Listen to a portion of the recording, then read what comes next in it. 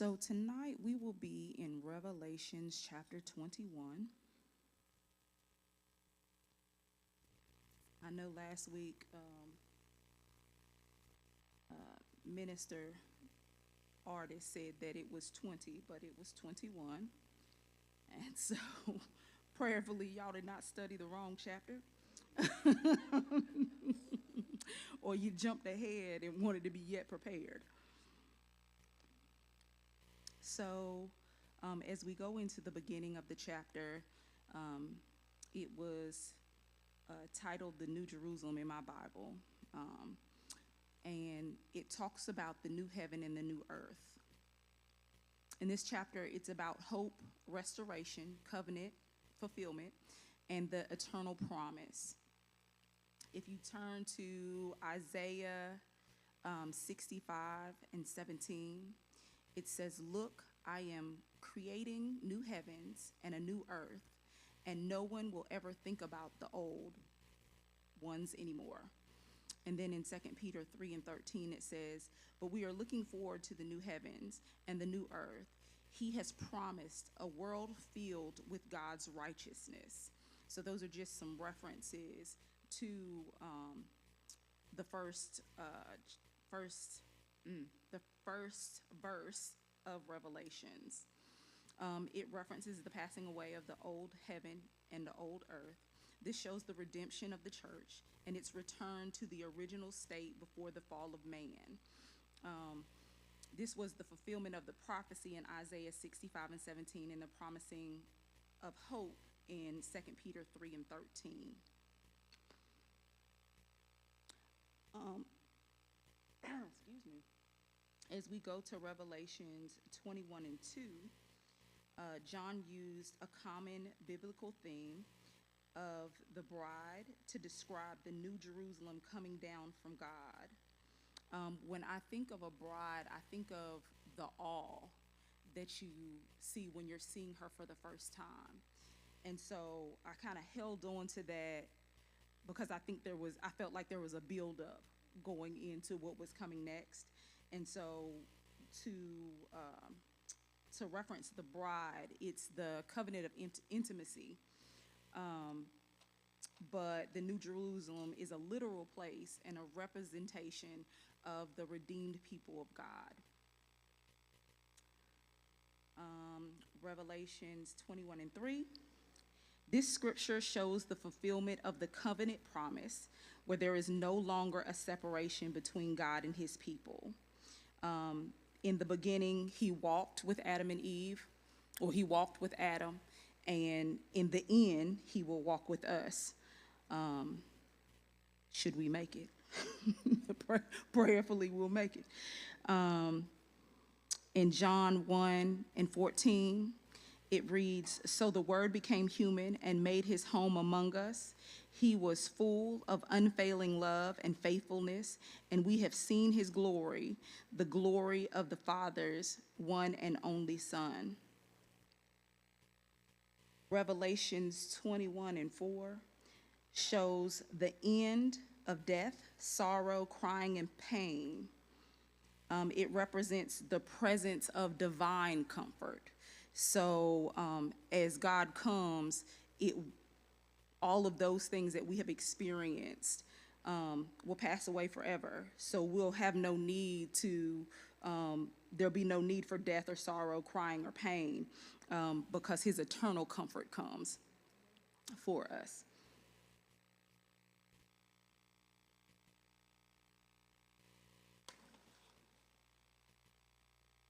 Revelation 21, 5 and 6. God affirms his sovereignty and faithfulness. He dictates to John, "It is finished," which is what Jesus says on the cross in John 19 and 30. He goes on to declare his divine identity as the Alpha and the Omega, the beginning and the end, the living water to all those that are thirsty. The reference for the Alpha and Omega is Revelation 1 and 8. And John 4 and 13 is the reference for the living water. This is the completing of his work. Revelation 21, 7 and 8. In this text, John establishes the victorious and all they will inherit through the covenant relationship that they've established with him. It goes on to identify the consequences for those that remained unrepented. He defines them as cowards, unbelievers, the corrupt, murderers, the immoral, if I can get that out, those who practice witchcraft, idol worshipers, and I thought it was interesting. It said all liars. We like to separate the little ones and the big ones, but it said all liars there, and the consequences for them functioning in that state is the second death, or is the eternal separation from God.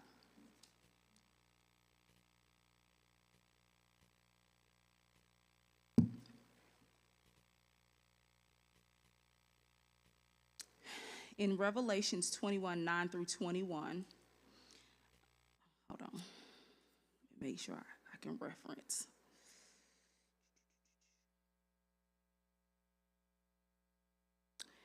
It starts with the seven angels that stand before God carrying the seven bowls of God's wrath, or the seven last plagues.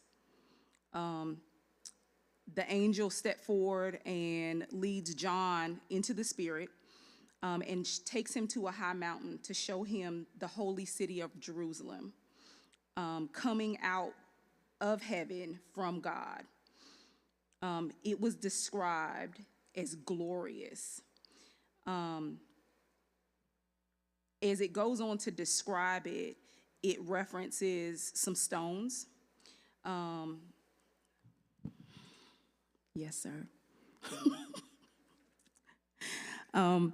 It references jasper. Immediately when I saw jasper, I remembered it being referenced when they were talking about the stones on the breastplate of the high priest, which represented the 12 tribes. And so I went to look at that first, but then it goes on and it starts talking about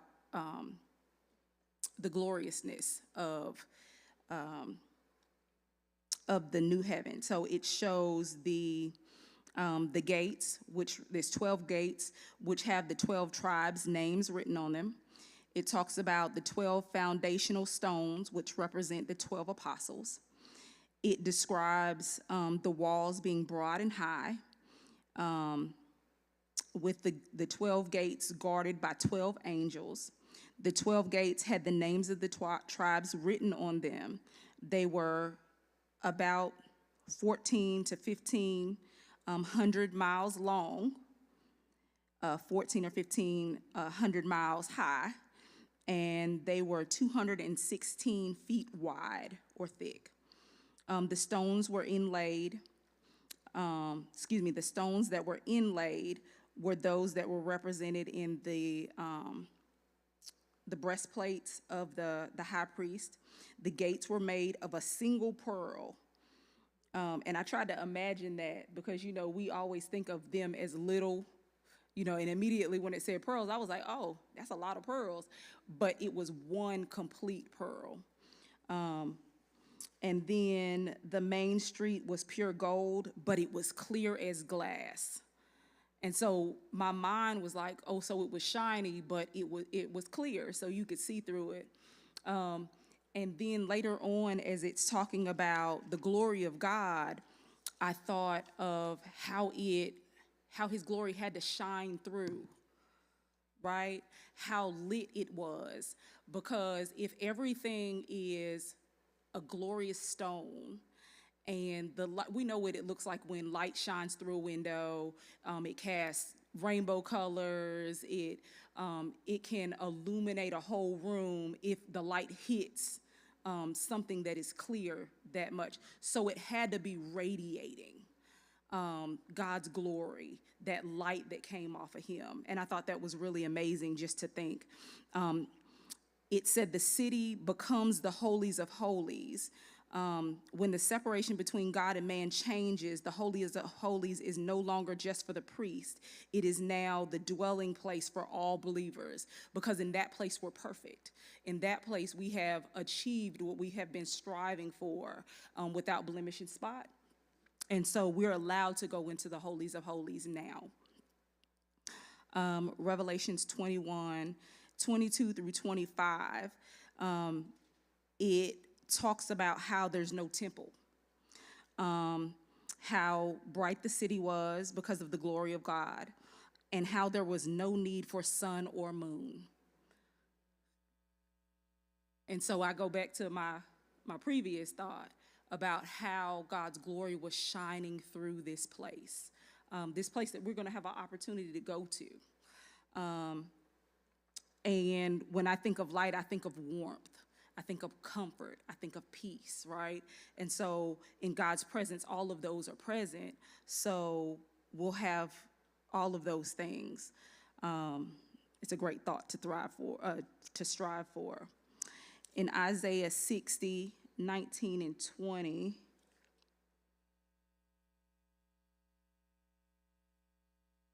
it says, "No longer will you need the sun to shine by day, nor the moon to give its light by night. For the Lord your God will be your everlasting light, and your God will be your glory.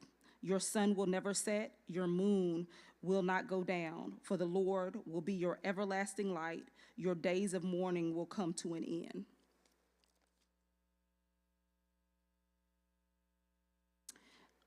In Revelations 21, we didn't got all the way to the end, y'all. Y'all got something to say? Look, I didn't jumped in there and I didn't check. I didn't even look up. Y'all got something? Y'all might be praying. Let's get out early. Revelations 21, 26 and 27, it talks about how, well, in my study, it was talking about how the gates stereotypically were closed, not stereotypically, wrong choice of words. The gates in most kingdoms were closed as the night fell. And so because God's glory is shining, there's never a need to close the gates. And it talks about how those that are inhabiting the new earth will travel to the new heaven, which is the holies of holies, to worship. But it says nothing evil at one point will be allowed in. When I started looking up nothing evil, it referenced ceremonially unclean. So nothing that has spot or blemish will be allowed to enter. Only those whose names that are written in the Lamb's Book of Life will be able to enter. Does anybody have anything to say? Yes, ma'am.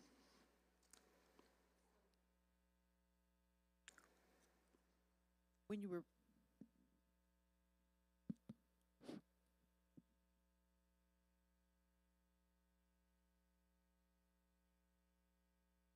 testing.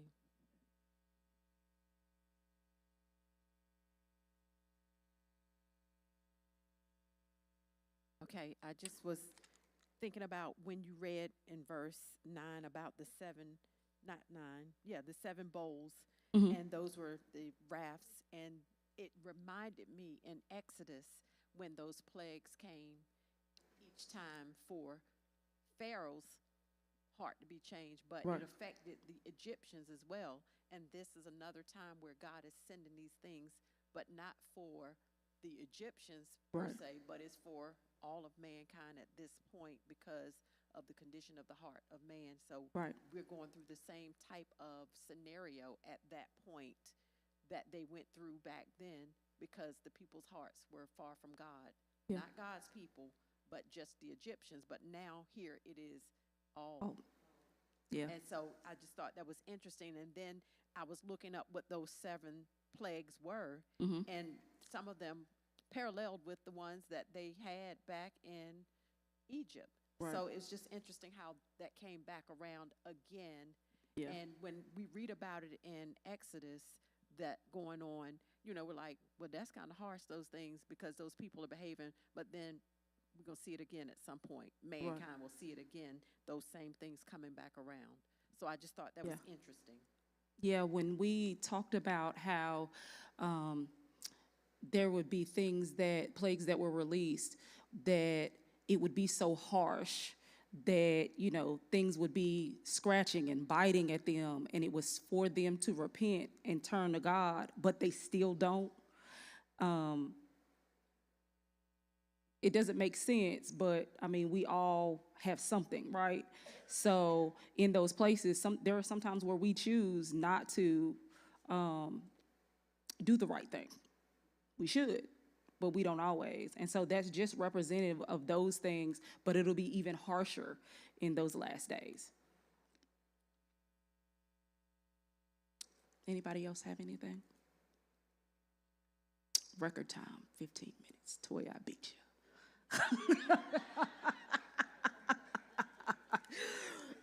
That is all I have for that. We are in the process, this is a sidetrack. We are in the process of doing some grant stuff for the church as a whole, and we have some sheets that need to be filled out. We would appreciate if you were willing to complete them and give them back. We can collect them. It'll probably take about 5 to 7 minutes. It is so we get to know you better. That was our task Tuesday? Was it Tuesday? Tuesday, when we met. So we want to take some time to do that real quick. I promise I wasn't rushing for that. It just was only 21 verses. And so if you could take some time and fill that out.